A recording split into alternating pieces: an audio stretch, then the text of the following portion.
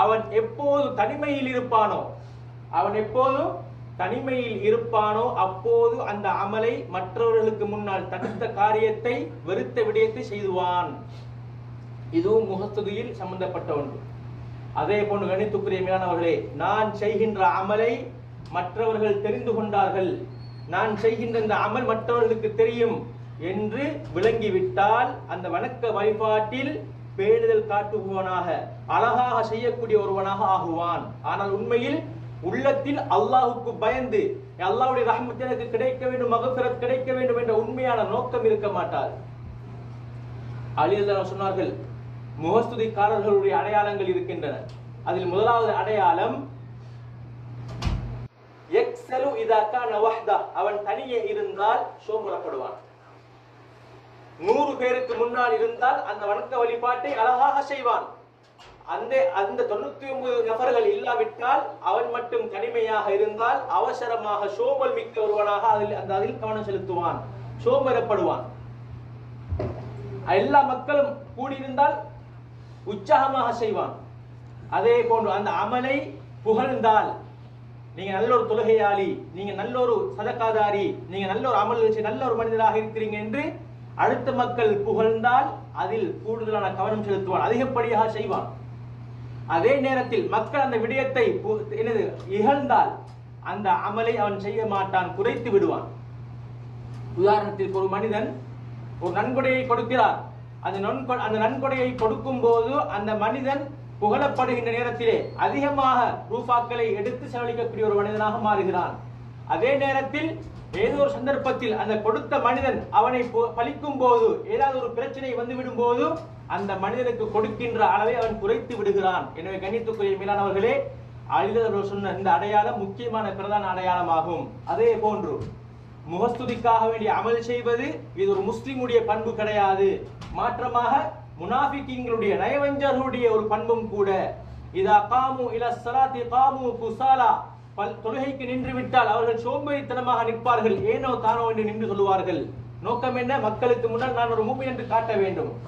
யுராஊனன் நாஸ, அவர்களுடைய பிரதான நோக்கம் மக்களுக்கு காட்ட வேண்டும் என்பது மட்டுமே தவிர வலா யذ்குரூன அல்லாஹ இல்லா கலீலா, அல்லாஹ்வை ஞாபகம் செய்ய மாட்டார்கள், அல்லாஹ்வுக்காக வேண்டி அந்த அமலை செய்ய மாட்டார்கள். பேரும் புகழும் கிடைக்க வேண்டும், என்னை ஒரு நல்ல ஒரு மனிதன் என்று சொல்ல வேண்டும் என்பதற்காக வேண்டி மற்றவர்களுடைய நோக்கத்தை, மற்றவர்களுடைய புகழை ஆதரவு வைத்தவனாக அமல் செய்வான். எனவே கண்ணியத்துக்குரிய மேலானவர்களே, இந்த விடயத்திலிருந்து நான் நீங்களும் பயந்து கொள்ள வேண்டும். எங்களுடைய அமலை வெறுமனே அல்லாஹ்வுக்காக மாத்திரம் செய்ய வேண்டும். தனிமை இருந்தாலும் சரி, மக்கள் இருந்தாலும் சரி, நான் ஒரு மனிதனை புகழ்ந்தாலும் சரி, பழித்தாலும் சரி, நான் செய்கின்ற அமலை அல்லாஹ்வுக்காக வேண்டி எல்லா நேரத்திலும் செய்வேன் என்ற உண்மையான எண்ணம் இருக்க வேண்டும்.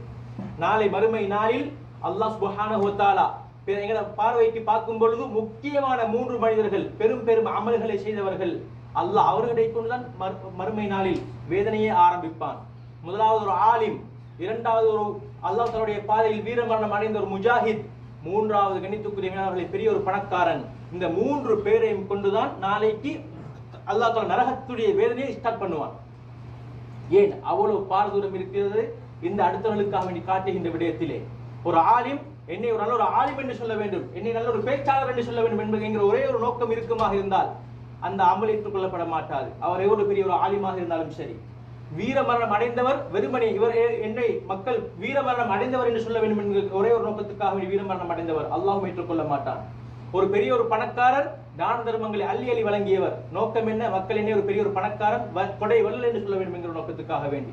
இவ்வாறு இந்த முக்கியமான பிரதான அமல்களை செய்தவர்களை கொண்டுதான் நரகம் வேதனை ஆரம்பிக்கப்படும். எனவே நாங்கள் அனைவரும் எந்த அளவுக்கு சொன்னால், நாளை மறுமை நாளிலே அல்லாஹ் தன்னுடைய அரசுடைய நிழல் மட்டும்தான் இருக்கும். அந்த நேரத்தில் ஒரு மனிதனுக்கு அல்லாஹ் நிழல் வழங்குவான். யார் தெரியுமா? தன்னுடைய அமலை மறைத்து மறைத்து அடுத்தவர்களுக்கு விளங்காதவாறு செய்தவர்.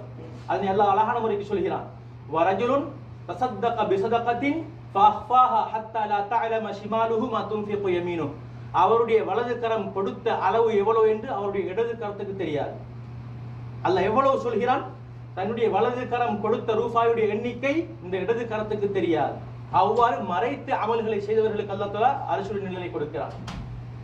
எனவே நாங்கள் அனைவரும் எங்களுடைய அமல்களை அல்லாஹ்வுக்காக மாத்திரம் செய்வதற்கு நாம் எங்களை பழகிக் கொள்ள வேண்டும். அதற்கெல்லாம் இறைவன் அனைவருக்கும் தௌஃபீக் செய்வானாக. मेरे प्यारे दोस्तों, इस दुनिया में बहुत मुसलमान हैं, बहुत कुछ अमल करते हैं, थकावट उठाता है, सुबह सवेरे में उठकर सुबह नमाज पढ़ता है और गर्मियों में रोज़ा रखता है और इसी तरह बहुत पैसा खर्च करके हज पे जाता है। इस तरह बहुत अमल करते हैं, लेकिन इस अमल में अशिरकुल खफी, छुपा हुआ शिरक, ये रिया, दूसरों को दिखाने के लिए, दिखावट के लिए अगर कोई बंदा करेगा, अल्लाह सुब्हानहु व तआला इस अमल को कबूल नहीं करेगा। आमिलतुन नासिबा, इस दुनिया में थकावट को बर्दाश्त करते हुए अमल किया, लेकिन कल क़यामत के दिन अल्लाह सुब्हानहु व तआला उस अमल को कबूल नहीं करेगा। अली रज़ियल्लाहु अन्हु बताया, जो दिखावट करने वाला का कुछ अलामत है। उसका पहला अलामत, अगर वो अकेला में हो जाए, ये 10 बंदे के सामने किस तरह अमल करेगा, इस तरह अमल नहीं करेगा, असल सुस्त के साथ अमल करेगा। अगर बहुत मजमा है, बहुत बंदा है, उसके साथ उनके सामने अच्छी तरह नशात के साथ, चुस्त के साथ वो अमल करेगा। अगर कोई बंदा उसको सना करे, उसको शुक्र अदा करे, उस टाइम वो ज्यादा करेगा। अगर कोई बंदा उसको कोई गम का बात करे, वो उसके बाद वो अमल को कम करेगा। मसलन एक बंदे को वो बंदा 1000 रुपया देता था, लेकिन वो बंदा से उनके दरमियान थोड़ा कोई झगड़ा हुआ, उसके बाद वो बंदा 500 दे देगा। लेकिन अल्लाह सुब्हानहु व तआला कहा किया, कल क़यामत के दिन जो बंदा अमल किया, उस अमल को दिखावट के लिए जो अमल किया हुआ है, उसको हबा मंसूरा, मिट्टी की तरह बना देगा। क्यों? हमारे सामने हमको सामने नजर आएगा वो बंदा बहुत कुछ अमल किया है पहाड़ी की तरह, लेकिन कल क़यामत के दिन अल्लाह ये दिखावट की वजह से उसको मिट्टी की तरह बना देगा। और इसी तरह जो बंदा अमल करता है, ये किसके लिए? दूसरों बंदे को दिखाने के लिए। और हराम चीजों को वो रुकता है, नहीं करता है। क्यों? ये दूसरों बंदे के सामने अच्छी तरह अपने आप को में एहतियात वाला, मुहतात वाला इस तरह बना दिया, लेकिन वो जब अकेला में हो जाएगा, ये गुनाह को वो अकेला में करेगा, ये भी रिया में आ जाता है। और इसी तरह अगर अकेला में हो जाए, ये अमल नहीं करेगा। अगर सामने बहुत बंदे हैं, ये अमल को अच्छी तरह चुस्त के साथ करेगा, लेकिन उसका दिल में अल्लाह का इखलास, अल्लाह का खौफ नहीं होगा, अल्लाह कल क़यामत के दिन उस अमल को कबूल नहीं करेगा। और इसी तरह नबी अकरम सल्लल्लाहु अलैहि वसल्लम ने फरमाया, कल क़यामत के दिन अर्श का जिल सिर्फ होगा, उस टाइम एक बंदे को अल्लाह ने जगह दे देगा जिल के साथ। एक बंदा कौन है? एक सदका दिया, लेकिन जो उसका राइट हाथ जो दिया, उसका लेफ्ट वाला हाथ को नहीं मालूम। इस तरह छुपा के अमल किया, अल्लाह इस बंदे को अपने अर्श के दिल में जगह दे देगा। इसलिए हम सब जो अमल कर रहे हैं, जो नाजायज गुनाहों को हम छोड़ रहे हैं, ये सारे सिर्फ अल्लाह के लिए होना चाहिए, फिर अल्लाह ने कबूल करेगा। अल्लाह सुब्हानहु व तआला हम सबको इसके लिए इखलास के साथ अमल करने के लिए तौफीक अता फरमा। इन्नल हम्दुलिल्लाह नहमदुहु व नस्तईनुहु व नस्तगफिरुहु व नुमिनु बिही व नतवक्कलु अलैहि व नऊज़ु बिल्लाहि